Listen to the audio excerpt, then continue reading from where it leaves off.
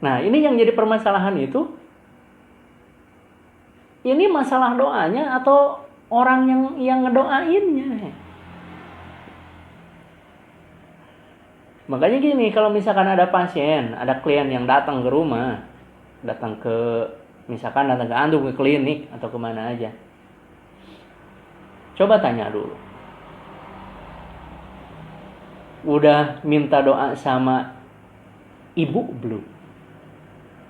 Udah minta doa sama ayah belum? Sama bapak belum?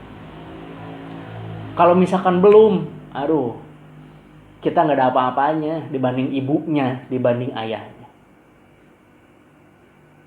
Nggak ada apa-apanya. Kenapa? Ridho Allah, biridho walidayah. Ridho Allah, ridhonya ibu bapak dia. Kita siapa? Orang bersih? Enggak. Orang suci? Enggak. Kita juga sama-sama minta sama Allah Subhanahu wa taala.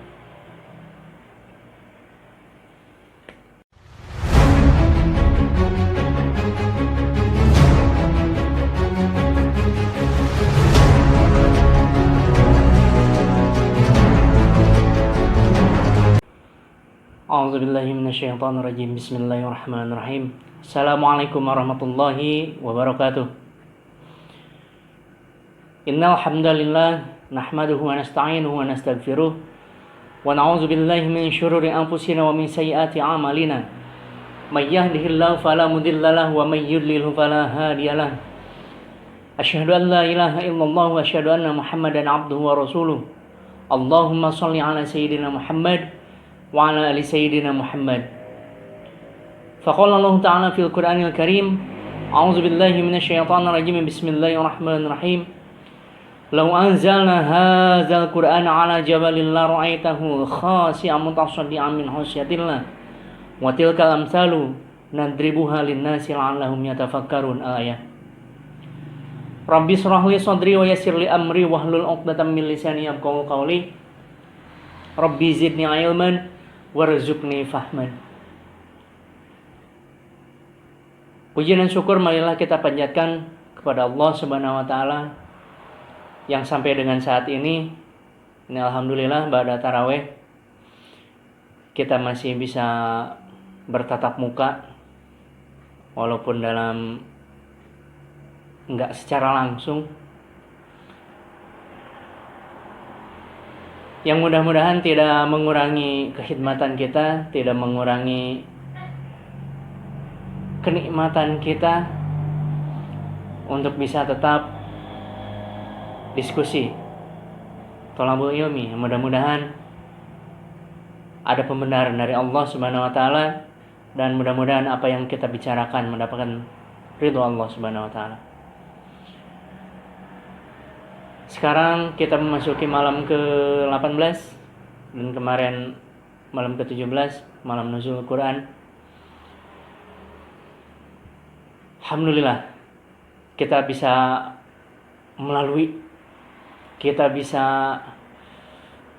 melewati fase-fase step-step di bulan Ramadan ini dengan lancar, diberikan kesehatan, masih diberikan kesempatan, dan masih banyak nikmat yang lain lagi.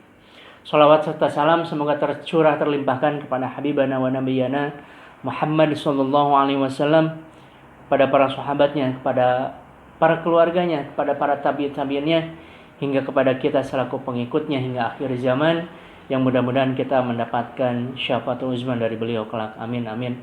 Allah ya Allah ya rabbal alamin. Sahabat yang Amirara, masih kita membahas ruqyah. Masih banyak yang harus kita bahas, asli masih banyak. Kemarin di video yang sebelumnya kita masih di awal, dan sekarang pun masih di awal. Banyak hal-hal yang harus kita bahas sebelum kita nanti masuk ke materi-materi utama, materi-materi inti.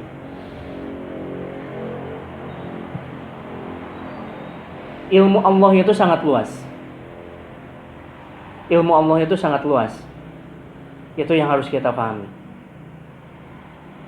Ada seorang pasien mengeluh kakinya sakit, lututnya sakit. Datanglah dia ke rumah sakit. Kenapa? Di riwayat sebelumnya dia itu semacam terkilir lah. Dia lagi posisinya berdiri, mau berbalik, tiba-tiba sakitnya yang tidak tertahan. Luar biasa sakitnya. Datang ke spesialis ortopedi. Karena disinyalir khawatirnya waktu itu ada namanya dislokasi gitu ya, ada yang nggak pas gitu. Antara sendi dan sendinya itu ada yang nggak pas. Dari ortopedi dianjurkanlah untuk rongsen kaki, rongsen pedis namanya. Setelah dilakukan rongsen, disinyalir ada yang robek katanya ligamennya, tapi belum pasti, sehingga anjurannya adalah untuk dilakukan MRI. MRI itu semacam CT scan. CT scan itu alat pemeriksaan yang pernah lihat yang dimasukin kayak ke ruangan, dimasukin alat, terus nanti ada keluar hasilnya. Semacam rongsen tapi lebih detail. Ceritanya dari hasil MRI tersebut memang ada semacam apa ya disebutnya itu, semacam lecet lah di dalam ligamen itu, semacam urat yang nyambung ke otot. Cuman kayaknya sih nggak terlalu sebegitu efeknya itu nggak nyampe. Ya Allah subhanallah, dia nggak bisa jalan, nggak bisa berdiri, dan kakinya bengkak. Disarankanlah sama dokter ortopedi tersebut, saran ya, untuk bedah dibetulkan mungkin ya. Dengar bedah kan, dengar operasi kan udah pasti aduh gimana gitu, jatuh gitu mentalnya, aduh mikirin ruang bedah, mikirin rawatnya, mikirin aduh kayaknya gimana gitu. Setelah itu nyarilah second opinion, nyari pendapat lain, yaitu ke dokter spesialis syaraf. Dari dokter spesialis syaraf katanya, ini perspektif yang kedua ya, persepsi yang kedua, katanya ini nggak usah dioperasi, ini cukup dengan fisioterapi aja. Dikasih semacam balutan untuk mencegah nggak terlalu aktif gitu ya, macam deker gitulah. Setelah itu lakukan fisioterapi. Alhamdulillah nih, pilihannya nggak terlalu berat. Kenapa? Yang tadi membedah, yang ini enggak. Itu cuman fisioterapi aja. Kalau fisioterapi kan nggak ada tindakan-tindakan yang bikin sakit gitu. Setelah itu dikonsulkanlah ke bagian fisioterapi. Konsulkan ke bagian fisioterapi, lakukan fisioterapi berapa kali? 3 kali, 4 kali, 5 kali, ada perbaikan. Cuman memang belum signifikan, belum sampai ke jalan yang gimana gitu, belum. Ngobrol biasa, basa-basi, ngobrol. Akhirnya pas dikaji, memang ada tanda-tanda, ada gejala-gejala yang arahnya ya memang harus diruqyah gitu. Apa tandanya? Dimulai dari mimpi. Mimpinya hampir tiap malam mimpinya nggak bagus terus. Dan ada tanda-tanda yang lain lah. Jadi kita dengan ilmu Allah nih ya, satu penyakit dengan ilmu Allah udah dilihat dari 3 sisi. Dan 3 sisi ini cara pendekatnya berbeda. Tapi tujuannya sama kan? Tujuannya itu sehat.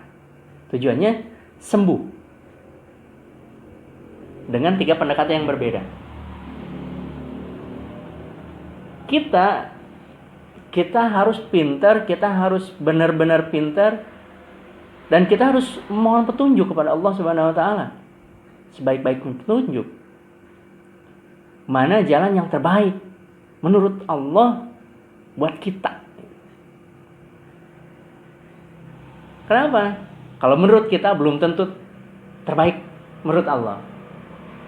Tapi kalau menurut Allah ini yang terbaik, itu udah pasti baik buat kita. Akhirnya waktu itu kita menerapkan konsep yang waktu itu, kalau misalkan kita berjalan dengan satu kaki, otomatis kecepatan mendapatkan kesembuhan itu lama. Mencepatkan meraih kesembuhan itu lama. Jadi harus kita lakukan dengan dua kaki. Apa dengan dua kaki? Pengobatan medis jalan, pengobatan Al-Quran pun jalan. Dilakukanlah ruqyah. Subhanallah, lakukan ruqyah, dan memang ditemukan ada sesuatu, ada makhluk yang memang posisinya di kaki, di lututnya waktu itu. Alhamdulillah sampai dengan ke akar-akarnya, walaupun waktu itu bentrok dengan yang nyuruhnya, dengan dukunnya, dan subhanallahnya besoknya bisa jalan. Bisa jalan. Subhanallah. Nah, pertanyaannya, siapa yang menyembuhkan? Allah Subhanahu wa taala.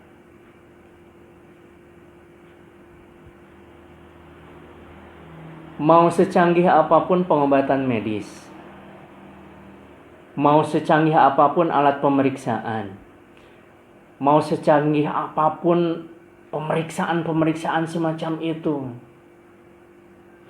atau mau secanggih apapun peruqyah, bacaannya luar biasa, hafalannya luar biasa, tapi kalau Allah belum ridho, bisa dipastikan belum sampai. Tapi kebalikannya, pengobatannya biasa, obatnya standar aja, biasa aja. Atau misalkan datang ke belum ahli bukan ahli ruqyah mungkin yang masih newbie lah, kayak saya ini. Tapi ternyata Allah ridho, Allah menurunkan rahmatnya, kesehatan datang nggak? Datang. Jadi punten, konsep yang pertama harus kita cari di bidang pengobatan sebenarnya adalah ridho Allah. Ini memang konsep menyeluruh ya, tapi sama aja sebenarnya. Sehat datangnya dari Allah, sakit datangnya dari Allah. Kalau kita bersabar, sedangkan kita tahu semua ciri-ciri orang yang bersabar adalah qalu inna lillahi wa inna ilaihi raji'un. Wala nabluwannakum bisyai'in minal khawf wa ju' wa naqsin minal amwal wal anfus was samarat wa basyirish shabirin. Ujian itu banyak bentuknya. Dari mulai ketakutan, kelaparan, kekurangan harta, kekurangan rasa jiwa, atau buah-buahan, pekerjaan, usaha. Tapi kata Allah, wa basyirish shabirin. Kabarkan kepada mereka-mereka yang sabar. Jadi kuncinya, kalau misalkan kita berpikir bahwa ujian kita ini adalah sakit kita ini adalah ujian, kuncinya adalah sabar. Ciri orang sabar apa? Qalu inna lillahi wa inna ilaihi raji'un. Dia berpikir, dia berkata, meyakinkan dalam hatinya bahwa itu semua itu datangnya dari Allah. Oke, kalau udah kata itu dikunci, otomatis kita mintanya benar nih ke atasnya. Kalau udah yakin nih datangnya dari Allah, minta lagi aja sama Allah. Insya Allah. Jalannya banyak memang. Jalannya banyak. Bisa melalui pengobatan medis, bisa melalui pengobatan tradisional, bisa mengobati dengan pengobatan ruqyah, tibu nabawi. Mantap. Kalau kita udah nyantel sama Allah Subhanahu wa taala. Saya dulu, bukan dulu sih, setengah tahun yang lalu lah, belum lama ini. Saya itu mungkin karena terlalu banyak ngebungkuk ya. Jadi perawat itu sangat rawan terkena LBP namanya, low back pain. Tulang belakangnya sakit, HNP. Sangat-sangat rawan. Kenapa? Angkat jungjung itu apa? Yang ngangkat pasien gitu, mindahin pasien. Atau kita lagi tindakan nginfus itu kan gini gitu, nyari urat mana gitu, nggak ada. Atau misalkan ngerawat luka juga sama, setengah jam gitu terus aja nunduk, apalagi lukanya yang besar ya. Jadi ada risiko HNP, sakit tulang belakang. Saya waktu itu udah merasakan seperti itu. Astagfirullahaladzim. Ini saya berpikir waktu itu, ini kayaknya harus rongsen nih. Tapi saya waktu itu kebetulan pulang kampung ke Salawu, ke rumah ibu. Dengan kepenuhan keyakinan nanti saya bilang gini, "Mah, minta jampe." Bahasa saya gitu ya. "Mah, pangjampekeun ieu tonggong." Bahasa Sunda. "Mah, minta tolong dijampe ini punggung." Dalam artian jampe itu doa. Bukan jampi yang nggak jelas, enggak. Saya yakinnya apa? Saya yakin dengan kekuatan doa ibu saya. Kekuatan doa ibu saya bisa merubah saya sedemikian rupa tergantung doa beliau. Asli. Makanya sama ibu tuh, subhanallah, ya Allah, doa kebaikannya manjur, doa keburukannya manjur. Jangan sampai murkanya itu turun kepada antum. Tapi kalau udah ridhonya turun, Allah pasti senyum, Allah pasti ridho. Kebuka semua. Ibu saya kan anak tunggal kebetulan. Jadi ya manja-manja gimana gitu ya. Sambil tiduran di di pahanya, di pangkuannya. Sambil diusapin. Baca sholawat. Lep ketiduran, asli ketiduran saya. Dia sambil ngajak ngobrol sambil baca sholawat, ketiduran saya, nggak inget. Sampai pagi, sampai subuh. Dan luar biasanya, pas subuh nyerinya hilang, nyampe sekarang. Subhanallah. Kalau saya tanya, "Mama bisa ngeruqyah?" Saya yakin dia jawab nggak bisa. Sekali lagi, ibu saya orang awam. Mungkin nggak terlalu mendalami ilmu ini, enggak. Cuman kalau untuk sholatnya, untuk zikirnya, bos, juara. Tahajudnya juara. Luar biasa. Duhanya juara. Konsepnya, doa beliau itu loh. Dia membacakan ayat-ayat yang sederhana, doa-doa yang sederhana, nggak terlalu kompleks, nggak terlalu ribet gitu. Bukan ribet juga sih. Emang ya hafalan ya emang harus banyak juga. Cuman efeknya itu dahsyat gitu. Nah, ini yang jadi permasalahan itu. Ini masalah doanya atau orang yang ngedoainnya.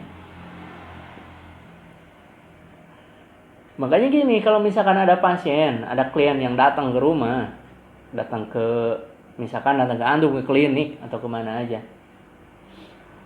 coba tanya dulu, udah minta doa sama ibu belum? Udah minta doa sama ayah belum? Sama bapak belum? Kalau misalkan belum, aduh, kita nggak ada apa-apanya dibanding ibunya, dibanding ayahnya. Nggak ada apa-apanya. Kenapa? Ridho Allah, biridho walidain. Ridho Allah, ridhonya ibu bapak dia. Kita siapa?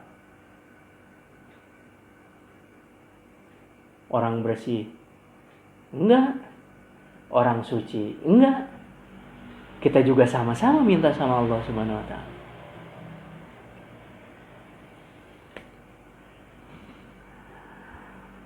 Jadi ngalir ngidul ya.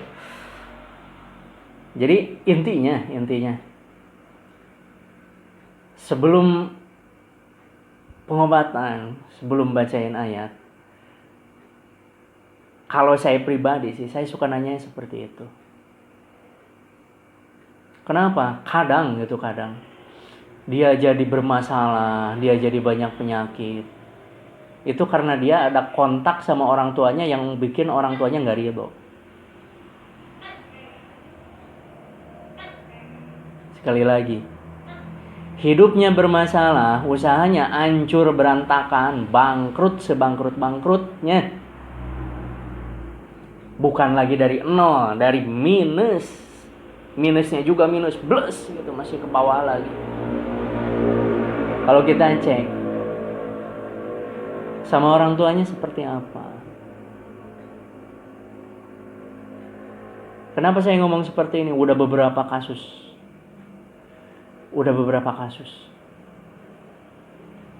Yang ternyata dengan dia minta maaf kepada orang tuanya, minta ampun, kelar sendiri masalah.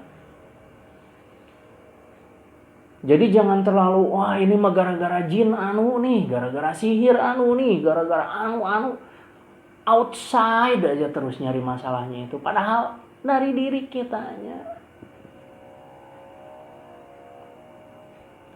Aduh, punten maaf, ini mah bukan, ya namanya juga diskusi.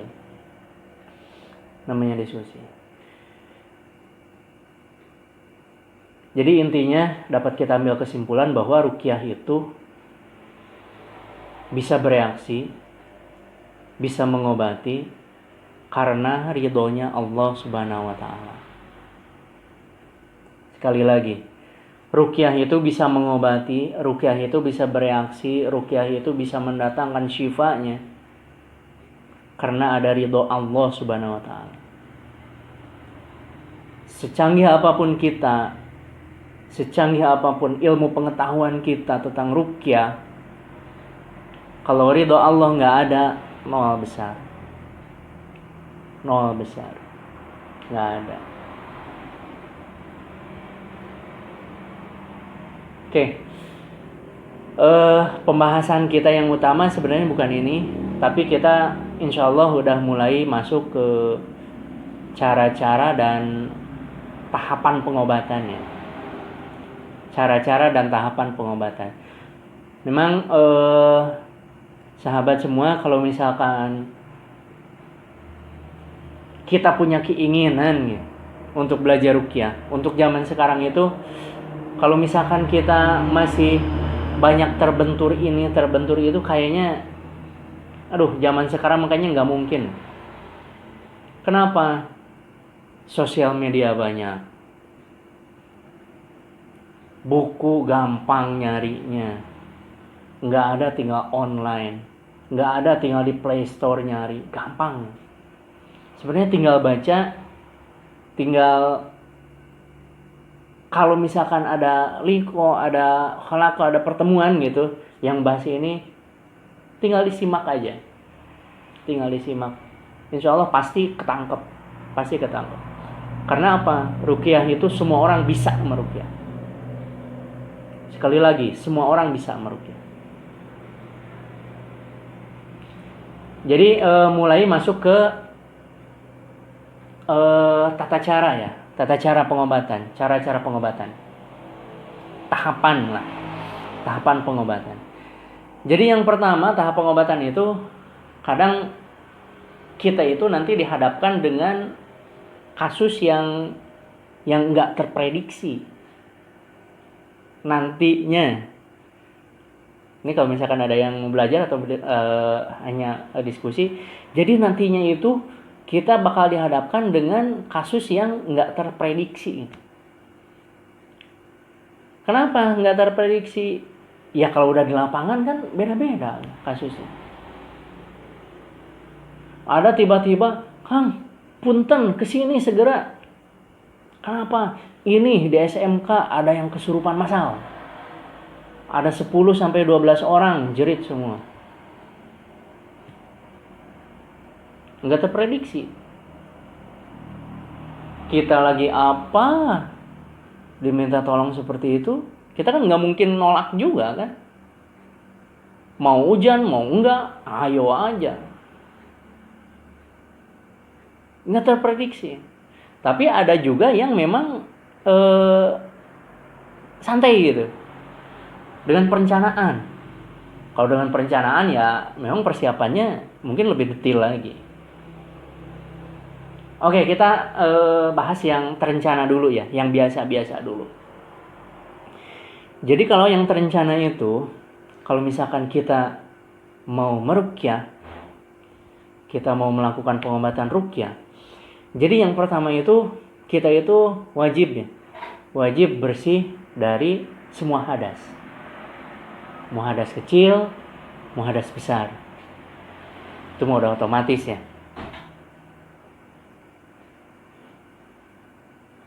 Ruqyah itu, jadi tahapan yang pertama itu kita itu harus suci dari hadas. Mau hadas kecil, mau hadas besar, diusahakan harus. Ini kalau yang nyantai ya. Kalau yang kasusnya nggak emergensi, nggak situ, nggak buru-buru. Kenapa? Dengan kalau hadas besar lah insya Allah mungkin ya. Cuman ini hadas kecil nih. Jadi dalam artian kita menjaga wudhu. Jadi ternyata hikmahnya menjaga wudhu itu luar biasa gitu, banyak. Jadi saya berkeyakinan bahwa wudhu itu malah salah satu proteksi pertama untuk seorang roki atau bahkan pasiennya. Kalau misalkan pasiennya kita suruh wudhu dulu, beda banget reaksinya itu. Asli. Dia terjaga dari segala hadas, suci gitu ya. Rokinya suci, insyaallah nggak ada hijab lagi, nggak ada yang sesuatu yang apa ya menghalangi gitu. Terus yang kedua, yakinkan dulu diri kita. Kita harus benar-benar yakin. Yakinnya apa? Yakin kepada Al-Quran yang nanti akan kita bacakan, ayat-ayat yang kita bacakan, ataupun hadis riwayat nanti yang kita bacakan, akan bereaksi. Efeknya apa? Kalau misalkan kita yakin, beda. Di intonasi, di cara baca, beda banget. Di penekanan-penekannya pun beda. Orang yang dengan kepercayaan diri yang luar biasa, dengan orang yang minder, beda. Bahkan punten, jin bisa membedakan mana orang yang yakin dan mana orang yang masih setengah-setengah. Hati-hati. Banyaklah di video-video saya yang sebelumnya yang orang bacain ayat malah diketawain gitu. Atau dia malah ngikutin gitu bacaannya. Jadi harus yakin bahwa ayat yang kita bacakan itu akan mereaksi. Terus la raiba fi, nggak ada keraguan dalam Al-Quran. Kita yakin sama Al-Quran. Pol 100%, 1000%. Yang ketiga adalah biasa, layaknya apa ya namanya, ngeset suasana kamarnya. Jadi kalau misalkan suasana di kamarnya, ini kalau misalkan yang terencana di rumah pasiennya ya, kalau misalkan di kamarnya banyak foto-foto atau banyak gambar binatang, suasanakan ruangan kamar pasien itu syar'i.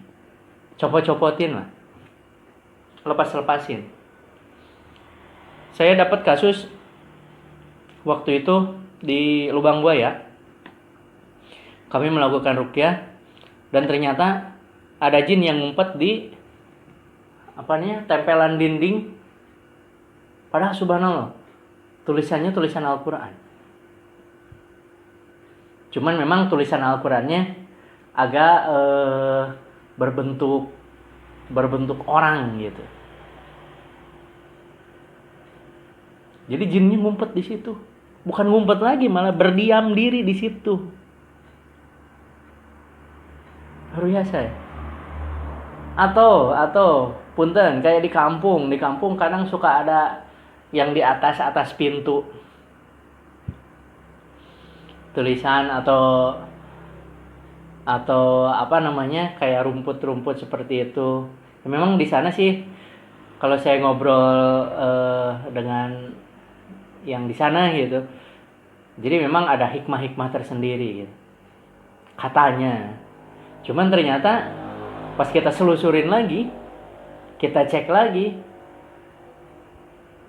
alat itu, benda itu tidak mendatangkan manfaat, malah menambah mudharatan. Bisa dibuktikan siapa yang diam di benda itu. Apakah benda itu bisa mendatangkan kemaslahatan? Bukankah kita meyakini Allah sebagai Khalik kita, yang membolak-balik hati kita, yang membolak-balik semuanya gitu, termasuk alam semesta ini. Jadi poin yang selanjutnya itu, posisikan kamar lingkungan itu bersih, syar'i, dari benda-benda yang kurang pas. Terus lagi, kalau misalkan pasiennya punya jimat, ini saya udah masuk ke area-area yang sensitif ya. Kalau pasiennya punya jimat, pasiennya punya penangkal, apapun itu, nyahkanlah.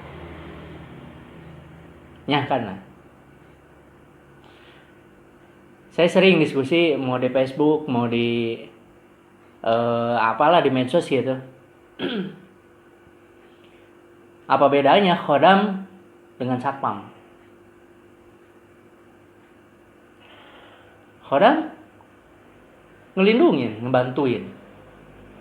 Satpam sama ngelindungin, ngebantuin. Apa bedanya khodam dengan pembantu di rumah kita? Khodam gitu. Khodam dalam artian jin gitu ya. Bukan khodam. Saya waktu itu pas awal-awal gitu ya, nggak bisa menjawab. Tapi ternyata pas diteliti lagi, apalagi di surat, nanti surat pokok juga ya dalam ruqyah, yaitu di surat jin. Qul uhiya ilayya annahu istama'a nafarun minal jinni faqalu inna sami'na qur'anan 'ajaba. Ayat 1-nya. Sampai nanti ketemu di ayat ke-6-nya. Wa annahu rijalu minal insi ya'uzuna birijali minal jin fajazuhum rahaqa. Jadi dulu itu pernah ada sekumpulan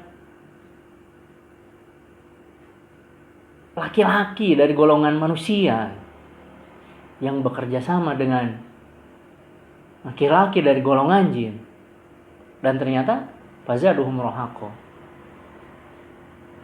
Efeknya itu nggak bagus ya. Malah dia itu menambah kesengsaraan gitu kepada manusia ya. Nanti insya Allah untuk hal-hal yang seperti ini, kalau misalkan ada ruqyah yang kami videokan, kami akan tekankan untuk dialognya gitu, untuk diskusinya. Kenapa? Ini masuk ke bahasan yang benar-benar sangat sensitif ya, asli sensitif ya. Terus lagi, kita itu harus memberikan pelajaran dulu kepada keluarga, kepada pasien, tentang apa? Tentang akidah. Tentang akidah. Harus kita yakinkan dulu, harus kita sinkronkan dulu, seperti yang di video kemarin. Harus kita klikkan dulu nih. Resonansinya harus sama dulu. Kalau misalkan udah sama, udah klik, udah satu visi, nah, insya Allah enjoy lah. Setelah itu yang jangan lupa kita lakukan adalah, sebenarnya ini di awal juga, yaitu melakukan diagnosa. Diagnosa melalui apa? Melalui, kalau di medis ya, ada namanya itu data objektif, ada data subjektif. Data objektif itu data-data yang kita dapat dari kliennya ya. Jadi kita nggak ngomong nggak apa, tapi kita menemukan data gitu dari pemeriksaan, misalkan pemeriksaan fisik. Di medis kan gitu ya, suka pemeriksaan fisik head to toe gitu, dari atas, dari kepala sampai ke bawah, sehingga nanti muncul ada data. Oh, ini ternyata misalkan perutnya kembung, atau misalkan ada benjolan, atau misalkan di sini apa. Nah, itu masuknya data objektif. Ada lagi data subjektif. Kalau data subjektif itu data yang didapatkan dari pasiennya sendiri. Misalkan kemarin yang di pengkajian kemarin tanya, mulai dari tidurnya seperti apa, merasakan ada gangguan-gangguan atau enggak, merasakan kejanggalan atau enggak, kehidupannya merasa keganggu enggak, emosinya merasa keganggu enggak, mentalnya keganggu enggak, seperti itu. Atau pasiennya diam aja, tapi ada keluarganya bisa kita ulik, kita bisa tanya-tanya untuk kita mendapatkan data. Kalau ini sudah oke, sudah klik, nah insya Allah tinggal langsung masuk aja, masuk ke tahapan inti ruqyah. Itu kalau yang terencana. Tapi kalau yang nggak terencana, kalau yang tiba-tiba aja, kalau yang tiba-tiba, kayak tadi saya cerita, ada yang kesurupan masal. Caranya seperti apa? Kalau misalkan ada waktu, kalau misalkan waktunya, atau kita ada temen gitu yang bisa melakukan berbarengan gitu, agak lebih ringan sebenarnya. Tapi kalau misalkan untuk kayak wudhu seperti itu, saya sarankan harus. Kenapa? Balik lagi, wudhu itu adalah proteksi pertama. Dilihat dari sisi ininya ya, sisi ruqyah. Yang tidak terencana itu loh, asli seru, adrenalinnya lebih-lebih. Kalau misalkan yang hafalannya belum hafal banget, atau misalkan masih agak ada banyak yang lupa gitu, wah ini tantangannya di sini, seru. Nanti kalau misalkan nyoba sendiri, beda adrenalinnya, asli. Gimana kalau udah dibentak misalkan, atau misalkan tiba-tiba nyakar, atau ada yang tiba-tiba mukul, seru. Dan ini menjadi menjadi tantangan ya. Ya memanglah ini jalannya. Jalan dakwah di sisi yang yang beda ya. Isi yang beda. Oke, mungkin seperti itu dulu. Ini video selanjutnya nanti kita masuk langsung ke tahap inti ruqyah yang insya Allah kita akan bahas. Mohon maaf bila ada kekurangan. Yang benarnya dari Allah Subhanahu wa taala, yang salahnya murni dari kebodohan saya pribadi. Insya Allah ini saya akan terus-terusan upload. Saya akan rutin di sela-sela, ya bukan di sela-sela sih, memang ini harus menyiapkan waktu secara khusus ya. Insya Allah saya akan terus, nanti bisa dipantau terus. Barakallahu fi walakum. Assalamualaikum warahmatullahi wabarakatuh.